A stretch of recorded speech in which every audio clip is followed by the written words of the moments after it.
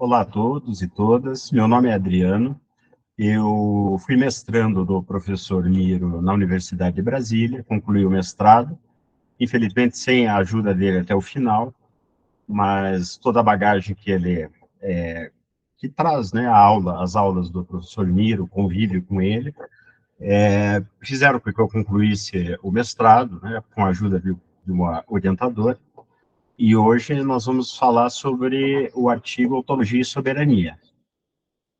O artigo investiga as correlações entre o conceito de potência e direito, bem como propõe uma aproximação inovadora entre o conceito de multidão, justiça e desejo. No final do trabalho fica explícita a crise da democracia, vinculada à dominação do poder sobre a potência e à captura do direito pelo Estado. A relação entre ontologia e soberania não parece óbvia, assim o autor procura ligar essas relações com algumas referências contemporâneas, com o objetivo de torná-la explícita. Essas referências são os autores italianos George Agamben e Antonio Negri. O professor inicia rememorando que Agamben volta a Schmitt, filósofo alemão, onde confronta a ideia de Estado de Direito e da sua estrutura normativa, com as normas, que mesmo articulando o sentido da vida social, não ajudaram no contexto contingente e histórico da República de Weimar. Schmitt via no parlamento alemão o centro de domínios de interesses particulares, desacreditando assim das normas por ele produzidas. Isso deixa claro para Schmitt que somente as normas não são suficientes para controlar o caos social. As normas não impedem o caos de aparecer. A possibilidade de restabelecer a ordem está ligada com a decisão soberana, aparecendo assim o sentido histórico da questão da soberania. O soberano figura dentro e fora da lei, é a possibilidade de aplicação das leis. O soberano não precisa da norma. A soberania reside na própria decisão. Schmitt diz que o soberano é aquele que decide, que tem a última palavra, mesmo quando não existe a norma específica para aquele caso, mesmo no caso excepcional. O soberano, assim, não precisa de norma, uma vez que a norma é destinada para os casos normais. E nos casos normais, a soberania não necessariamente se faz presente.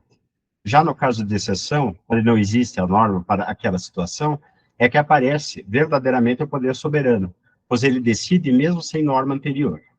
Nesse sentido, a decisão soberana está fora e dentro da lei, pois não precisa da lei para tomar sua decisão, e a partir da decisão soberana, essa decisão se incorpora à lei. Walter Benjamin, o pensador alemão, segue essa leitura de Schmitt e mostra nas teses sobre a filosofia da história que essa condição de soberania dentro e fora da lei, ou estado de exceção, virou a regra de funcionamento da soberania nos estados modernos. O governo vive da exceção, do caos produzido e não da possibilidade de decisões coletivas. E cada dia mais o estado de exceção se torna a regra.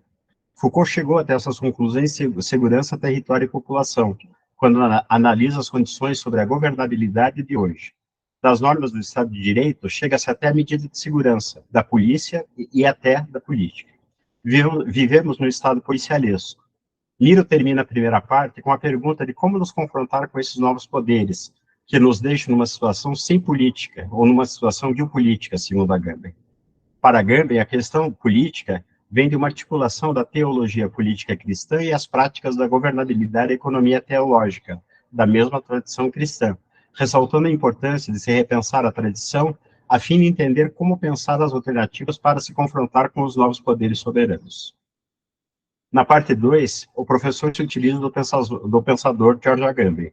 Conforme o professor Miro, Agamben volta ao conceito de potência em Aristóteles. Segundo Agamben, a questão para Aristóteles não é só mostrar como pensar os pressupostos metafísicos da potência e as consequências da realização dela nos atos. Aristóteles afirma, no 9º livro da Metafísica, que toda potência por si mesma é uma impotência.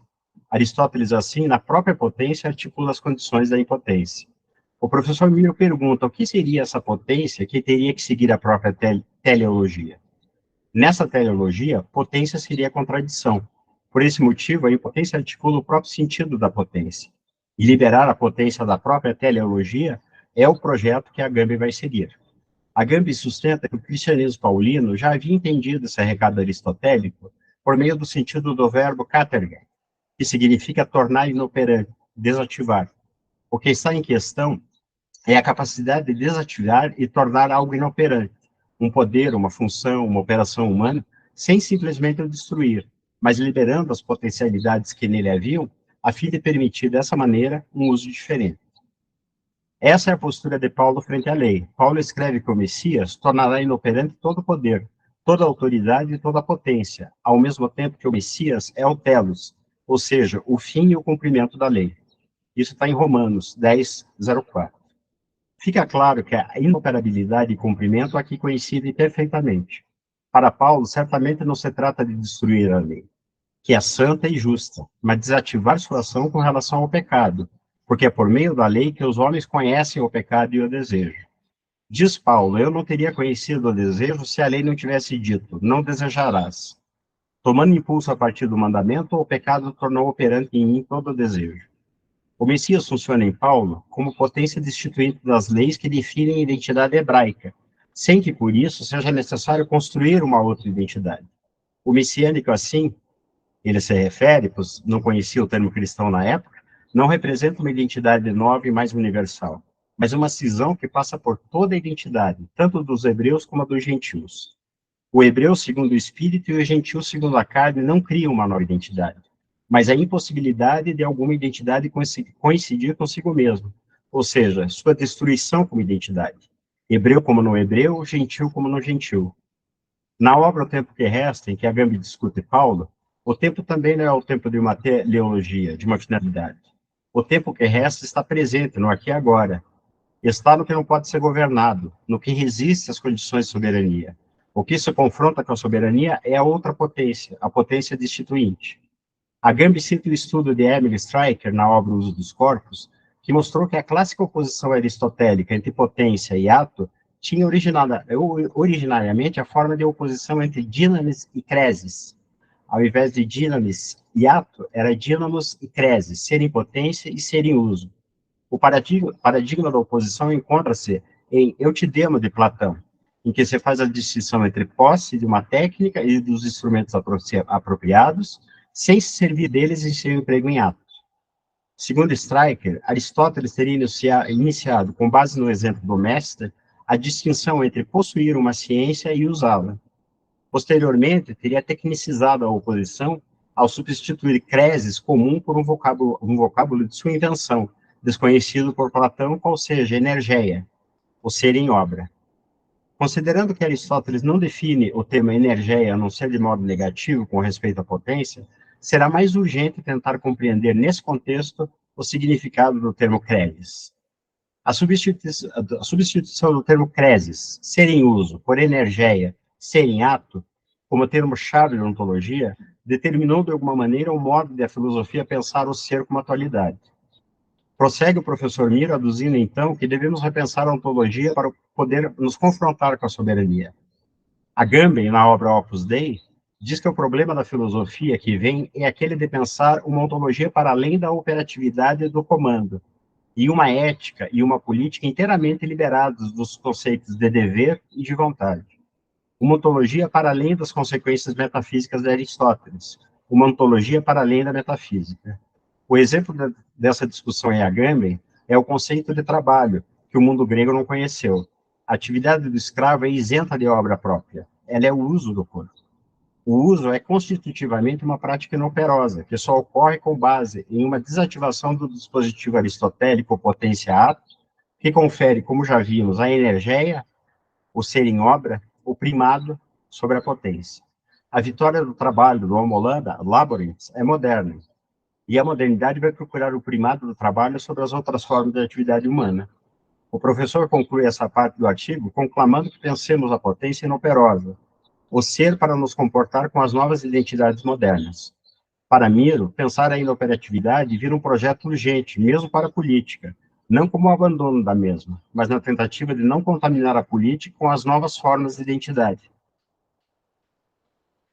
Fazer a política e fazer direito seria o modo de nos sentirmos vivos, de reafirmar os fluxos do ser. O autor inicia a terceira parte com uma crítica de Negri contra o Agamben, no sentido de que no pensamento desse último, faltou ontologia. Miro pergunta como voltar hoje para a ontologia e a questão dos pressupostos. Qual a possibilidade hoje de repensar e mudar estruturalmente as condições de produção social? O professor afirma que a obra de Negri, Império, tem um título significativo. O pensador italiano afirma que tudo está sob o controle do capitalismo, ou como afirmava Deleuze, não existe nada de fora. O capitalismo nega o que não confirma suas identidades, ele captura tudo. Para pensar fora do sistema capitalista, Negri vai se voltar para dentro do sistema, onde já se encontram os pressupostos de uma nova ontologia. São os pressupostos ligados ao próprio trabalho, capaz de se reorganizar sem as condições capitalistas. Deleuze é diferente porque não pensa tanto o capitalismo e a economia, mas sim as novas subjetividades e a questão do desejo. O desejo é revolucionário, porque não está reproduzindo o mundo mercantil reificado. Nesse ponto, Negri e Deleuze compartilham da mesma opinião, uma economia libidinal, talvez, a produção das máquinas desejantes de Deleuze. A discussão sobre subjetividade em Negri aparece ligada ao conceito de multidão. O professor Miro pergunta como, nesse contexto, pensar o conceito de soberania, se ainda precisamos dela seguindo os passos da destruição e desconstrução da metafísica. A soberania está refletindo uma identidade das estruturas de poder que estamos questionando. Aponta, assim, para a discussão sobre o último conceito que Negri articula na obra Império, ou seja, o conceito de comum.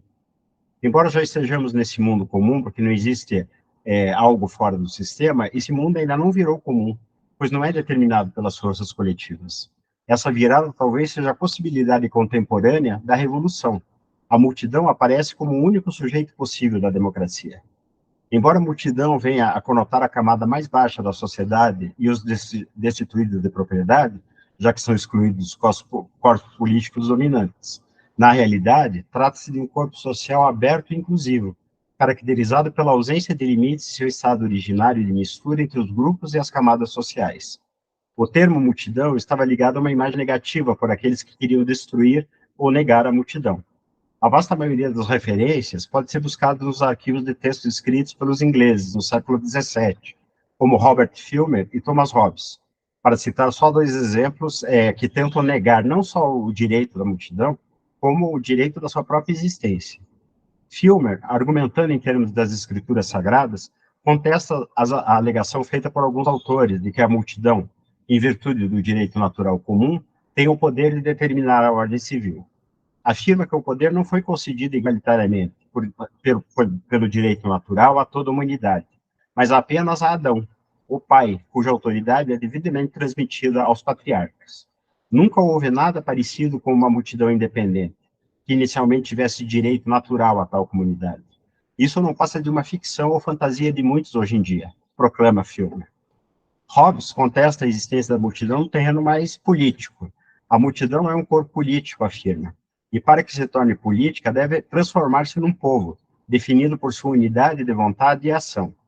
Ou seja, os muitos devem ser reduzidos a um, negando assim a essência da própria multidão. Outra estratégia de investigação da política e da multidão no pensamento inglês dessa época consiste em voltar-se para o campo da física, já que o mesmo conjunto de leis fundamentais era considerado aplicável aos corpos físicos e políticos. Robert Boyle, por exemplo, contesta a visão dominante de que todos os corpos existentes são compostos de elementos simples e homogêneos, sustentando de modo inverso que a multiplicidade e a mistura são primordiais para a natureza. Inúmeros enxames de pequenos corpos são movidos para frente e para trás, e multidões mistas, constantemente abertas a novas combinações através da lógica da associação corpuscular. Como os corpos físicos e políticos obedecem à mesma lei, a física das multidões ilimitadas exposta por Boyle implicava numa afirmação da multidão política e do seu corpo misto. Não deveria surpreender, então, que Hobbes, entendendo essa ameaça, argumente indignado, como a gente viu acima. Spinoza também se opõe a qualquer atomismo de corpos puros, optando por focalizar processos de mistura e composição. Na política de Spinoza, a multidão é, de maneira semelhante, um corpo complexo e misto, composto pela lógica do encontro. Desse modo, a multidão é um corpo inclusivo, no sentido de que se mostra aberta a encontros com todos os outros corpos, e sua vida política depende das qualidades de seus encontros. Sejam eles alegres e formem corpos mais poderosos, sejam eles tristes e se decompõem em corpos menos poderosos. Essa multidão excluída do poder, mas não da produção, é que muda a estrutura da relação entre capital e trabalho, liberando o trabalho do capital, das estruturas que dominam a multidão. É a multidão como o início de outra modernidade. No entanto, ser multidão ainda não é o fazer da multidão, fazer o comum. Multidão pode ser melhor entendida não como ser, mas como fazer-se. Os recados de Denegre podem ser resumidos no sentido da ontologia do fazer contra a ontologia da inoperatividade. Talvez o problema da ontologia não seja o esquecimento do ser, mas o fato de que o ser seja procurado. Por isso, em Nietzsche e Deleuze, a questão ontológica é a questão do devir, enquanto para Negre seja uma constante teoria da construção. Uma outra ontologia vira a questão da produção, da criação do comum. O sentido escondido das palavras comunismo, da palavra comunismo, talvez, que até agora ficou ligado ainda a uma certa metafísica do essencial, da cultura identitária, da produção econômica, como vimos na experiência soviética. O Miro sempre citava esse exemplo, né, de que o comunismo, na verdade, não aconteceu na União Soviética a partir do momento que as estruturas do poder, né, o partido, começaram a dominar a produção e tornou-se um capitalismo com outro nome. Não aconteceu o comunismo pleno, né? Miro afirma que o neoliberalismo é uma confrontação frontal com o comum, citando que no Brasil as questões da previdência ficam controladas pelos bancos, por exemplo. Ou seja, o neoliberalismo é uma subordinação total de todos os elementos da vida da população, inclusive das subjetividades. Nesse contexto da discussão, muda também o sentido da palavra soberania, sendo que a tríade que caracteriza a modernidade, identidade, propriedade e soberania, que caracteriza a modernidade, qual seja, identidade, propriedade e soberania, muda para singularidade, comum e revolução. Ele conclui essa parte afirmando que a auto-organização da multidão se confronta com qualquer tipo de soberania. Nas considerações finais, o professor Miro ressalta a importância do conceito do comum para ser entendido dentro da própria crise da democracia, apontando como crise, a relação entre o poder e a potência, essa é a crise. A crise se encontra na dominação do poder sobre a potência, na dominação das estruturas particulares do poder, econômicas e financeira, sobre as decisões coletivas, ou seja, contra a potência. Miro cita Proudhon, a fim de apontar a possibilidade de reinventar a potência e desenvolver a força ao comum, as decisões coletivas. Miro aponta que o autor fala sobre uma nova soberania do direito, que se confronta com a soberania do Estado, mostrando com isso outra maneira de enxergar o direito como afirmação do coletivo. A negação do direito leva ao despotismo comunista. Nos escritos iniciais, Marx se aproxima dessa leitura, pois é visível a primazia do comum sobre os interesses particulares, e o professor Miro se utiliza das ideias de Dardot e Laval, na obra Comum, afirmando que essa leitura chega até uma ressignificação do próprio conceito de revolução, na medida que os autores sustentam que a revolução hoje não significa guerra ou derramamento de sangue, mas sim a mudança em certas instituições da sociedade pela atividade da própria sociedade. Conclui o professor Miro que a revolução hoje seria, então, a subordinação dos poderes à potência, às estruturas privadas do comum. A potência está na reinvenção do comum. Só assim que a democracia pode aparecer. Assim, o professor faz uma aproximação entre os conceitos de ontologia e soberania, sustentando que a ontologia está nessa afirmação dos fluxos ligados a nós, na afirmação do comum.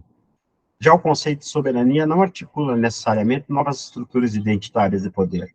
No entanto, como vimos, a soberania do direito em Proudhon afirma as estruturas do coletivo, do comum. Conclui o autor mostrando o que Deleuze entendia por jurisprudência, no sentido de que a função do direito é fazer existir o que até agora não tem necessidade, pois o direito deveria fazer ver o invisível e fazer ouvir o inaudível. E, para concluir, a gente pode hoje fazer uma aproximação do que a gente vê do direito hoje em dia, se ele realmente afirma a estrutura do comum, ou se ele serve para manter a estrutura do poder como a gente conhece hoje, né? Se o instrumento, se o direito pode ser usado como instrumento de transformação, ou se ele vai continuar sendo usado como um instrumento de manutenção de poderes. Essa foi a apresentação, o artigo é sempre muito estimulante, o Miro, ele sempre dava essa esperança, esse estímulo, essa confiança, esse acreditar no devir, e que depende da gente, né, essa mudança, depende da nossa articulação, da gente expor essas ideias, da gente levar esse conhecimento adiante, e levar essa alegria que o Miro tinha, e essa esperança, que a gente pode resumir o Miro, que é uma coisa muito difícil, mas uma das grandes qualidades que ele deixava sempre transmitir era a esperança na transformação do futuro, e que nós podemos transformar a realidade.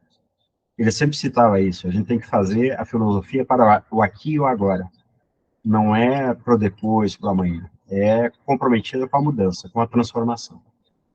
Agradeço e fico aberto a qualquer questionamento, observação, comentário, estou à disposição.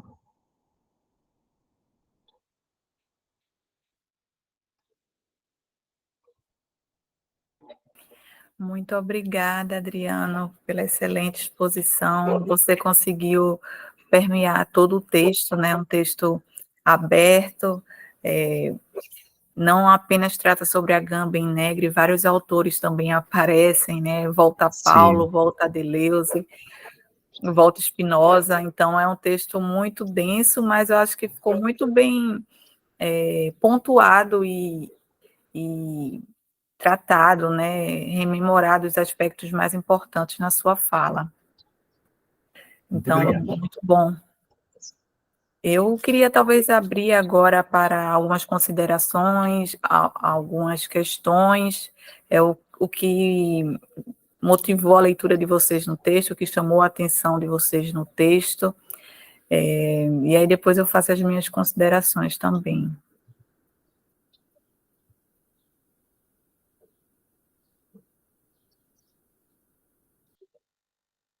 Ótimo, pode falar, Larissa, a palavra está com você. Boa tarde a todos. Não é nenhuma pergunta que eu tenho, assim, eu só quero falar, né, o quanto que eu achei interessante essa questão, né, de sempre estar reafirmando a importância de passar o direito para a potência, né, o quão é importante para nós estarmos inseridos na democracia. Então, eu achei essa parte muito importante, assim, de sempre reafirmar o direito na potência. É isso. Gostei muito da exposição. Muito obrigada, professor. Obrigado você. É importante, né, essa questão da potência, não permitir que a nossa potência seja capturada, né, pelas estruturas que estão aí para nos dominar, né. Então, a importância da potência, o resgate da potência é muito, muito importante nessa questão do direito, né, mas a nossa potência.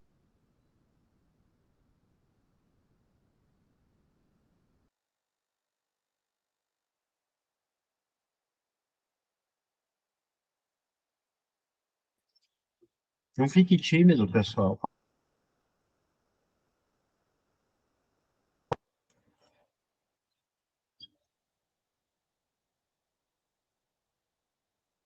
Interessante, Larissa, ótimo que você participou e também chamou essa questão para o conceito de potência, né? Porque, assim, eu acho que nesse percurso que nós estamos fazendo, Adriano, muitos conceitos aparecem, ontologia, metafísica, potência, e a gente não está sendo, eu diria assim, um jurista no sentido clássico, né, de pegar um conceito, entender. A gente está fazendo essas leituras, mas a gente não está definindo os conceitos. Mas eu acho que nesse texto de Miro é interessante porque ele volta a Aristóteles para dizer que esse conceito de potência, na verdade, ele perpassa toda a história da filosofia.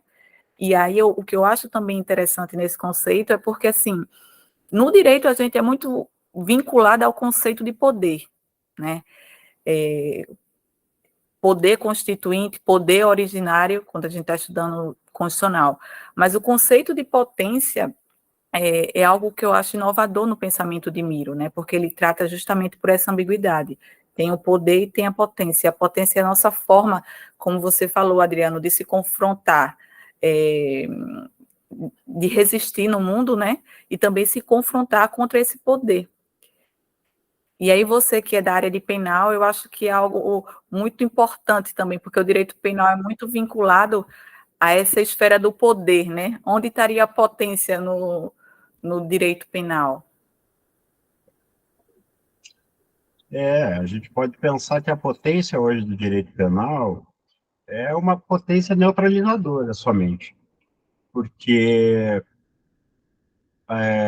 essa questão do bem jurídico tutelado é muito questionável, porque qual bem jurídico é tutelado hoje, né? Parece que o único bem jurídico tutelado é a prisão. Então, no penal, eu me aproximo mais do direito penitenciário agora, a gente não vê essa potência é anulada, né? Na medida que os presidiários são anulados, né? Eles não têm essa possibilidade de expor a potência, fazer florescer a potência, né? Porque eles são anulados dentro do presídio. Mas, assim, esse é o aspecto mais duro, né, do direito. Mas mesmo no direito civil, a gente vê que o direito, muitas vezes, ele está capturado pelas estruturas de poder. Não existe uma preocupação com a multidão, a não ser essa preocupação vaga, assim, de dizer, é o bem jurídico tutelado é para todo mundo, mas é para inglês ver, né? Na verdade não é para todo mundo. Mas na esfera civil tem, eu lembro de, um, de uma modificação que teve há algum tempo na lei, que antes para você entrar com o pedido de revisão contratual, nos casos de quando você adquire veículo, a prestação está muito alta, você poderia entrar em atraso com essa revisão. Poderia estar 2 meses atrasado, 3 meses atrasado e ajuizar a ação. Mas veio uma decisão do STJ que determinou que para entrar com a ação de revisão contratual é necessário você estar em dia com a prestação. Então você vê a quem interessa esse tipo de decisão. Somente é o banco, né? Que a prestação tem que estar em dia. Então, aí você vê, né, como o poder, ele não está a serviço de uma coletividade, e sim de uma estrutura específica econômica.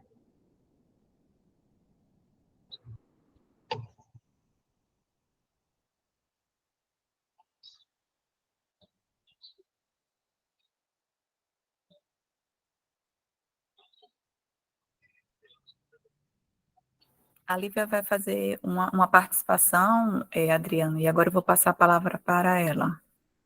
Depois a Nara. Oi, Lívia. Ótimo.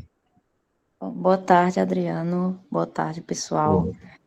Oi. Sua fala eu achei assim genial e me relembrou algumas leituras que eu já faço há um tempo em relação a Luhmann e de Jorge, quando o senhor falou em relação à soberania, como detentora das estruturas de poder, de Jorge tem uma passagem em relação a isso, de que, na verdade, o direito é um sistema circular, né, e não tem como a gente fugir disso, e por isso a questão do controle, de ser um sistema que está muito ainda atrelado a essa questão de controle.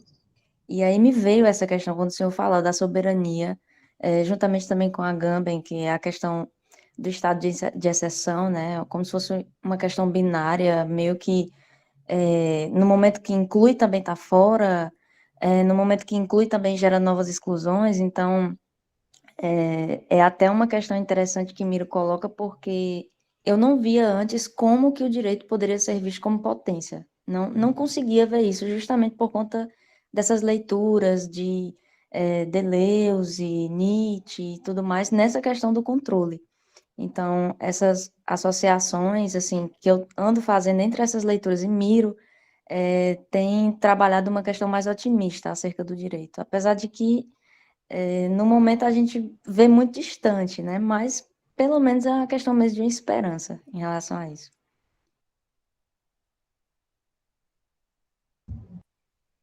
Ótima fala. Não precisa me chamar de senhor, gente, por favor. Meu nome é Adriano. Realmente, o Miro, ele tem essa capacidade de despertar na gente essa confiança, essa esperança, né? E eu acho que isso era o melhor dele. Acreditar, né, e fazer a gente acreditar que pode acontecer, que pode mudar. E essa questão da potência é realmente um assunto bem interessante, é uma forma de talvez dar uma visão diferente mesmo ao direito, né, tentar resgatar essa potência.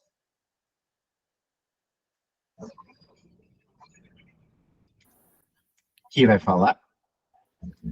Acredito que é a Nara. Sim, eu posso falar agora, Rose.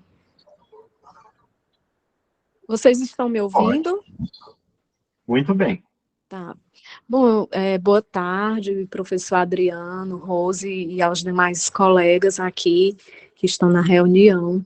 Eu quero primeiro agradecer pela oportunidade de estar participando desses encontros que sempre acrescentam, todas as sextas-feiras, o pensamento do Miro, os textos, então tudo isso nos faz acrescentar e refletir, né, sobre a nossa realidade.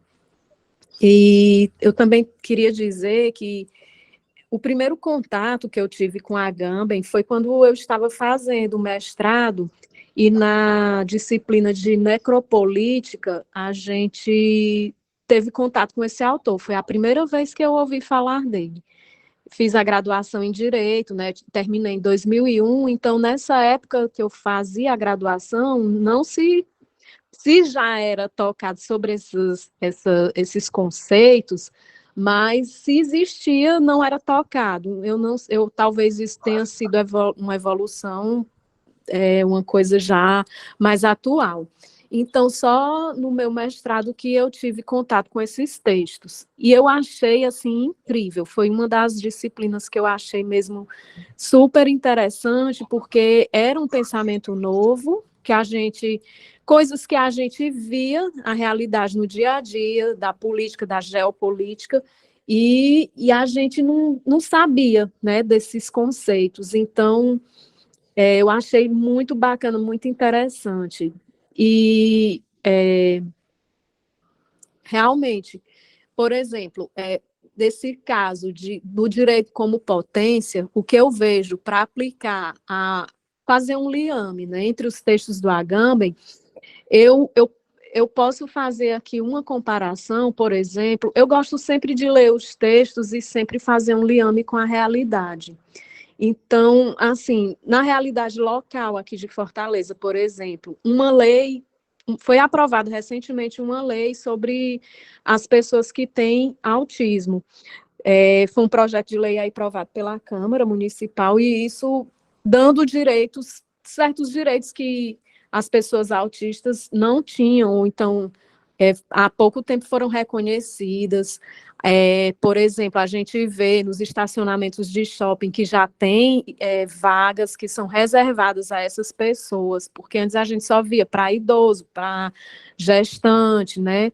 Mas, assim, é aí que se aplica o direito como potência. Eu faço esse liame, eu não sei se eu estou certa, mas eu faço essa interpretação. Então, eu acho muito bacana isso a gente refletir. A filosofia nos faz refletir sobre esses conceitos e aplicar a realidade. Então, eu parabenizo o senhor pela exposição.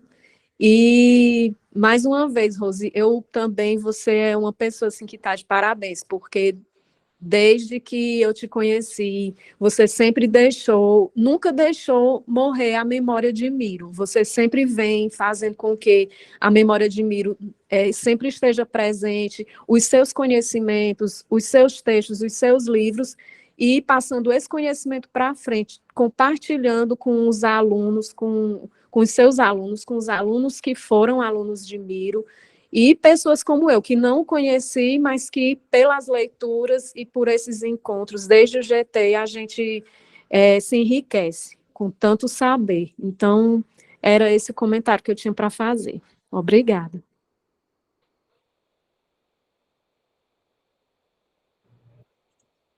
Excelente comentário, parabéns, Nara.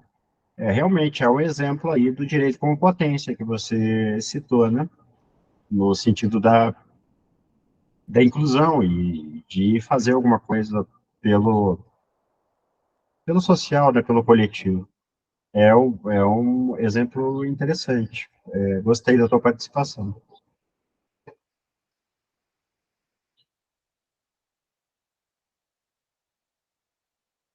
Obrigada, Nara. Nara foi uma das idealizadoras, também participou do projeto do documentário, então é muito bom, Nara, tê-la aqui no grupo, você é muito bem-vinda, e agradeço muito pelas suas considerações. O GT... Queria só fazer uma observação, Lara. Você leu Homo Sacer? Não, professor, não li. Mas aí já É que você fica a falou do dica, Agamben. né? Porque o Homo Sacer é bem essa figura, dentro e fora da lei, né? Mas daí se refere a uma pessoa, né? O homem sacro, que não pode ser morto em homenagem aos deuses, mas que pode ser morto por qualquer um sem que isso constitua um crime, né? É aquela figura limite, dentro e fora da lei. Seu homicídio não pode ser punido, porque ele é impuro, e ele também não pode ser oferecido aos deuses como oferenda, porque ele é impuro. Então ele fica num limbo jurídico, onde ele pode ser morto por qualquer um. Essa é a figura do Homo Sacer. Acho que é o primeiro da trilogia dele, que traz essa figura e revela até que a, a origem da política, ela está nessa relação soberana de exclusão. Ele até volta para aquele poder familiar, o pater familias, né, que tinha o poder de matar, e traz essa figura pro soberano, essa pessoa que pode botar você fora da lei, né? Tornar você um homo sacer. Uhum, É uma leitura interessante. Se depois o senhor puder deixar aí nos comentários, no chat, né, a indicação bem direitinha com o nome do livro, aí é melhor para mim, porque eu nunca tinha ouvido falar, não. Assim, no meu mestrado, assim, eu não lembro de ter feito nenhuma leitura, não, dele. É bom para a gente procurar, né? Você vai gostar. Se você gostou dessa abordagem, você vai gostar, porque a figura do homo sacer é bem essa figura do presidiário, né? Que tá vendo? Ele é capturado pela lei, porque ele cometeu um crime, e ele é jogado num sistema onde não existe lei, onde ele pode ser morto ou exposto à morte, que é o que a gente sabe que acontece, né? Então, a mera exposição à morte já é uma ação bem biopolítica no sentido de Foucault, né? Ah, entendi. Professor, e só mais um adendo eu posso fazer? Claro. Eu também me lembrei que, recentemente, com o preconceito que aquele jogador brasileiro tem sofrido, né, lá na Espanha, o Vini Júnior, a Marielle Franco, né, que é a nossa ministra aqui do Brasil, dos direitos humanos, né, ela apresentou agora, no encontro internacional, não sei se foi na ONU, e ela disse que vai colaborar com as entidades internacionais na elaboração de uma lei que vai fazer com que a Espanha criminalize o preconceito racial ao qual o Vini Júnior e também outras pessoas já têm sofrido. E eu achei isso bacana e também isso é mais um exemplo do direito como potência, né? Porque eu acho um absurdo nos dias atuais a gente ainda ter esse tipo de problema, né? É incrível como é a cabeça do ser humano. Uma pessoa receber esse tipo de preconceito simplesmente por causa da cor, né? Um rapaz tão jovem, tão talentoso, e recebendo esse tipo de preconceito e precisar que um órgão internacional tenha que se pronunciar para poder fazer com que isso não aconteça mais, né? E agora eles estão pensando em fazer uma lei lá na Espanha para poder criminalizar isso, porque até então só aqui no Brasil é crime, né? Mas lá não é. Então, assim, eu achei para mim, eu acho que é mais um exemplo do direito como potência. É interessante. Você falou do racismo, é interessante, quer dizer, aqui existe a lei de racismo, mas a pessoa se enquadrada em racismo é muito difícil pelo delegado. Ele me fugiu agora, desculpe o artigo, mas é como se fosse uma importunação racial, me fugiu agora o artigo especificamente, mas a pena é bem mais leve, bem mais branda, que realmente não dá cadeia, não que eu acho que cadeia seja a solução, não isso. Mas é branda no sentido de que, não sei se eu posso falar que a dureza da lei vai levar ao cumprimento, também não é só isso, é uma ação social e de educação, E se a gente falar no nosso país em racismo, então, que é estrutural, né? O racismo, a violência, o patriarcalismo, são a base da nossa sociedade, né? Então, aqui tem essa resistência até na aplicação, por parte dos delegados, é muito visível isso por parte dos delegados. Mas para ver a dificuldade, mesmo tendo a lei, tem um outro obstáculo, que é a aplicação da lei, que é você capitular o indivíduo na delegacia como racismo.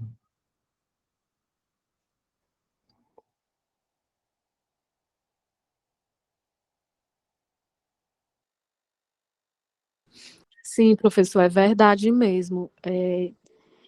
E isso vem ocorrendo aqui no Brasil já há muito tempo, apesar de essas leis já serem já são de longa data, mas realmente é verdade, a aplicação é difícil, né? A gente vê um exemplo,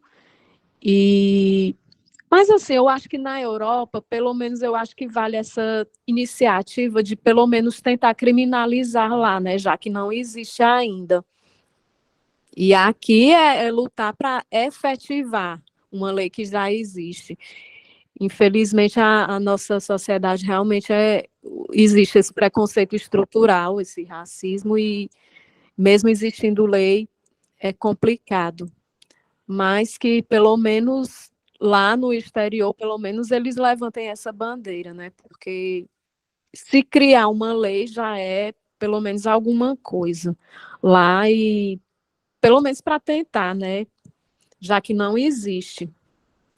Mas eu concordo plenamente com o senhor. Aqui é muito complicado isso. A gente vê todo dia uma coisa que se repete corriqueiramente e, mesmo tendo lei, as pessoas continuam, né? Parece que a lei não é assim, não intimida, as próprias autoridades também não aplicam como deveriam. Mas assim, é a esperança, né, que Miro deixava, né, a esperança. Então é isso. Obrigada. Obrigado a você. Muito boa participação.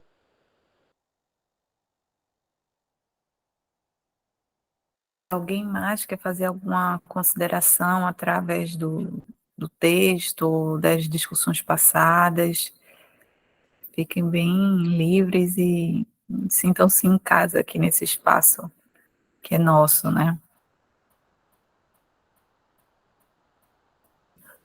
Interessante também que se os espanhóis tratam assim um importante jogador de futebol, talvez o melhor do mundo atualmente, como eles não tratam, né, os imigrantes africanos que estão fora da lei, os latino-americanos, e é um ponto que expõe muito essa questão do cultural, né, do racismo.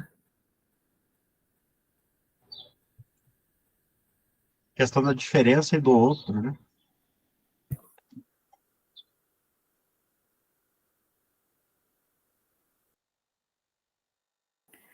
E assim, estamos já finalizando o nosso encontro, né? Os bons encontros têm esse instante de eternidade, já estamos 2 horas e alguns minutos, teoricamente já se encerrou, mas talvez comentar também, né, Adriano, para todos que ao final desse módulo nós vamos publicar as aulas online que Miro ministrou no último encontro. O Adriano me disponibilizou todas essas aulas que foram gravadas, né, o último semestre na UNB foi virtual, né, já estávamos na pandemia, e o Adriano, ele acompanhou, ele assistiu todas essas aulas e me permitiu também ter acesso, então todo esse material desse direito com potência ministrado pelo próprio Miro será acrescentado no YouTube.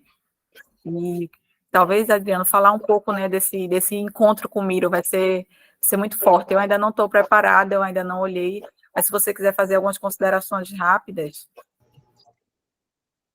Não, as aulas, elas eram online, e como eu tinha a responsabilidade de publicar, eu era obrigado a baixar as aulas, e aí fiquei com esse material.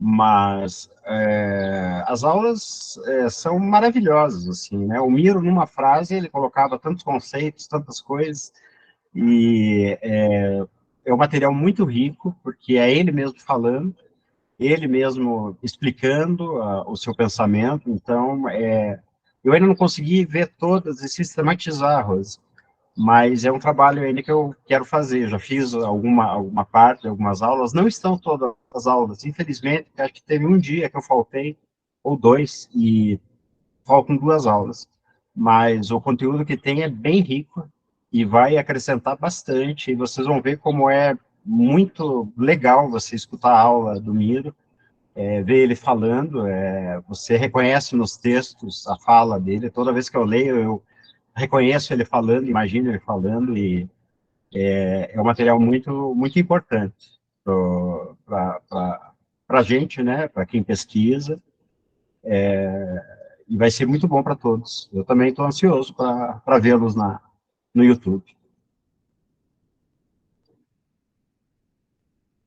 Muito obrigada, Adriano, pela apresentação. Se alguém não tiver mais pergunta, comentário, acho que a gente pode encerrar por aqui. Você, se quiser fazer as considerações finais, a palavra está com você, Adriano. Eu agradeço muito a presença de todos, sempre é um encontro produtivo, alegre, né? Como fala Spinoza, é um afeto feliz, que nos fortalece, que nos torna mais fortes, e é sempre um prazer, e é sempre bom ver alunos interessados no pensamento unido, sempre bom ver gente interessada no pensamento social, na leitura, na reflexão. Isso é muito importante nos nossos dias, né? E a reflexão parece que faltou em alguns aspectos aqui da nossa sociedade, então é importante sempre estar com esse compromisso com a reflexão e em busca de um lugar melhor para nós, né? Seriam essas palavras. Muito obrigada, Adriano. Vou finalizar aqui a gravação. Muito bom a sua apresentação. Mais uma vez, obrigada a todos. E nos vemos no último encontro do grupo, que será no dia 15 de junho, com a professora Thaís. Um grande abraço, um bom final de semana, que vocês permaneçam bem e resistentes. Obrigado. Obrigada, Rose. Bom final de semana para todos. Obrigado. Bom final de semana também para todos. Bom final de semana. Igualmente.